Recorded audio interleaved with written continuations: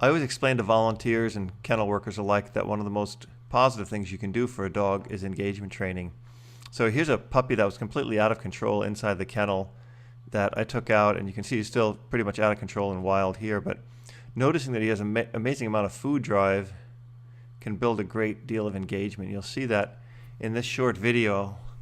I'll work with him for about, I think this video is about six and a half minutes long.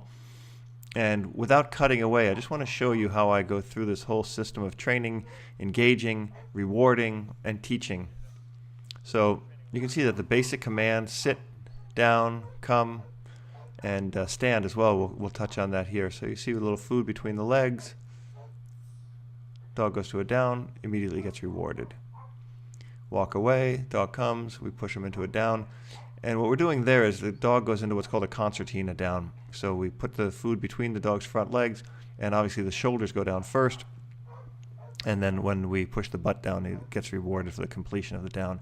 This is basic engagement here, getting the dog to look at me, focus, not move, not look at the cameraman. Here he looks at a piece of food that fell, and looks at me, gets rewarded again. Here, that's the down, push the butt down. As you'll notice, actually I'm going to show you that once again in slow motion. So here, see the dog takes the food, and I just tap his butt down, immediately reward him. Dog engages, push, little butt down. And my idea is to keep this dog focused on me, and that's going to happen by food, food, food. Here I'm trying to get the dog to stand. So from a sit, we tap the belly, dog stands. Those are basically the three positions we try to teach all dogs: sit, down, and stand. And again, this is an exercise any obedience trainer would do, and it's something that almost anybody can do in the shelter. Watch the exercise. The dog comes over, we get him to follow the hand, we give him food, he puts his shoulders down, we teach him to put his butt down. Through gentle pushing, there's no hitting here, there's no force whatsoever. Dog follows the hand, dog gets rewarded. As you can see here, the dog is completely focused on me, completely focused on engaging, on getting food, on playing, on training, and also you see me here handling his mouth quite a bit. And here he gets playful, which is totally puppy, and I'm not allowing him to be playful. So by pushing him back, pushing back makes the dog come forward more. Letting him be mouthy. I don't want to curb any of these drives in the dog, I want him to work through them. And you can see that he doesn't get rewards for them, but he gets rewards when he's still. So here we go, following the leash, following the left leg. And you see the dog's trying to pull away, but we keep playing with him. And once he gets the leash in his mouth, we just tell him no, we correct him for that. Something we don't want to deal with. Just gently tapping it, tapping it.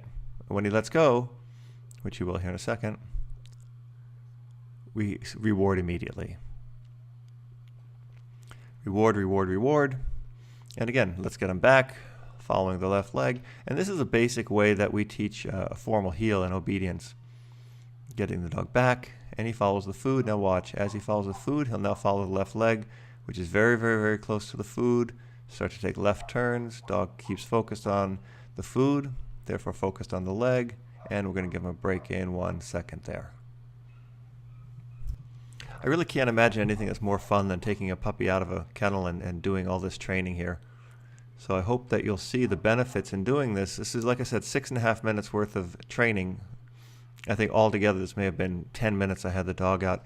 But how much more beneficial is this for this dog than taking him on a half-hour walk and getting nothing out of it? Because this dog on a walk would just pull and pull and be destructive and annoying. Where here, he's actually learning. He engages, he gets rewards. And look at him go here. He's back to playing, back to sitting, obedience. And for a dog to have this kind of obedience is rare, but when you find it, you'll see it's often lost in self-destructive behaviors where the dog wants to just jump around a kennel or jump around a yard and play with something or tear something apart. And shifting that energy, focusing that energy into playing, into training, into interacting with a human. There we go, he tried to get away, just step on a leash and immediately reward again.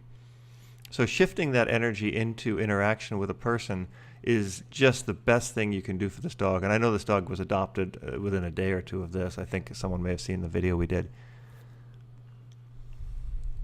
And you can see the complete personality of this dog is just amazing. Look at his ears, look at his tail, his focus on me, because he's getting treats.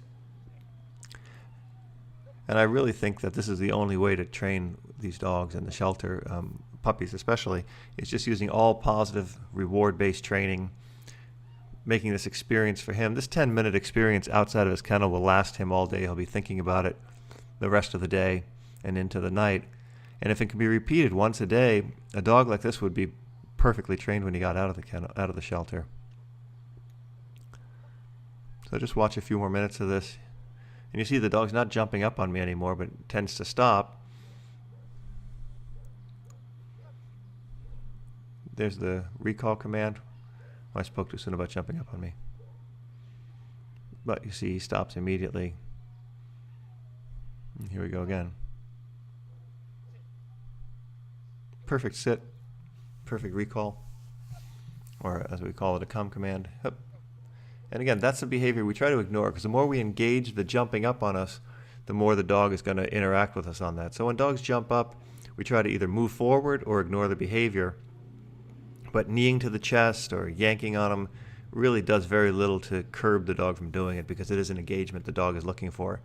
We want to reward the positive action. We want to reward the dog with a treat or praise or a toy when he doesn't do the action. So jumping up on me doesn't get him the reward, whether it's pushing him or anything, but now he's just going to have fun.